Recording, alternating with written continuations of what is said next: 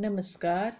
आज हम आपके लिए लेकर आए हैं 7वीं कक्षा की पुस्तक उड़ान में से पृष्ठ 52 पर दिया हुआ हिंदी का अध्याय कंचा। इस पृष्ठ को जब आप पढ़ेंगे तो इससे आपको पता चलेगा कि एक विद्यालय में पुस्तकालय की कितनी अहमियत है। पुस्तकालय माने लाइब्रेरी, जो हमारे यहाँ हर विद्यालय में नहीं है।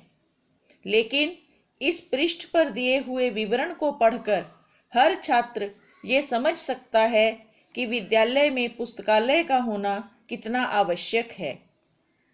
इसमें आपको बताया गया है कि पुस्तकालय की व्यवस्था कैसे करनी है, पुस्तकों को किस तरह से विषय अनुसार अलग अलग रखा जाता है और किस तरह से विद्यार्थियों को पुस्तकें पढ़ने के लिए दी जाती हैं और सप्ताह बाद उनसे वापस ली जाती हैं।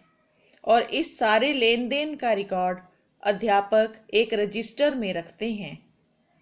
वास्तव में हर पुस्तक के अंदर एक कार्ड होता है जिसमें हम पुस्तक को देने और लेने की तिथि लिखते हैं। तो इसी पर आधारित कुछ एक प्रश्न हैं पेज नंबर 53 पर। अब इस पृष्ठ पर देखिए, पहला प्रश्न है कि कल्पना कीजिए आपको विद्यालय में 40 विद्यार्थियों की क्षमता वाले एक पुस्तकालय कक्ष का निर्माण करना है। विभिन्न आरक्षित मद के सामने अनुमानित व्यय राशि दी गई है कि मान लीजिए हमें 40 कुर्सियां खरीदनी हैं और 800 रुपये की अधिकतम राशि हम एक कुर्सी के लिए खर्च कर सकते हैं। तो 40 कुर्सियों पर कितना व्यय होगा? ये 32,000 रुपये बनता है। इसी प्रकार से 4 बड़े मेज़ खरीदने हैं तो 10,000 को 4 से गुणा कर दीजिए, ये 40,000 रुपये बनता है।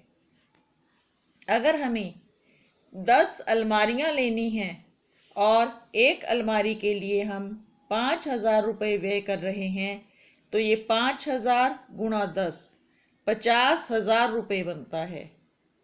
इसी प्रकार से 4 पंखे लेने के लिए 3,000 रुपये की दर से 12,000 रुपये का व्यय हमें करना पड़ेगा। 300 बाल पुस्तकें लेनी हैं और अधिकतम व्यय प्रत्येक पुस्तक पर हम 5,000 रुपये कर सकते हैं। तो 5,000 को 300 से गुणा करें तो ये आता है 15 लाख रुपये। अब इसे जोड़ लीजिए तो ये कुल खर्च बनता है 16,34,000 रुपये।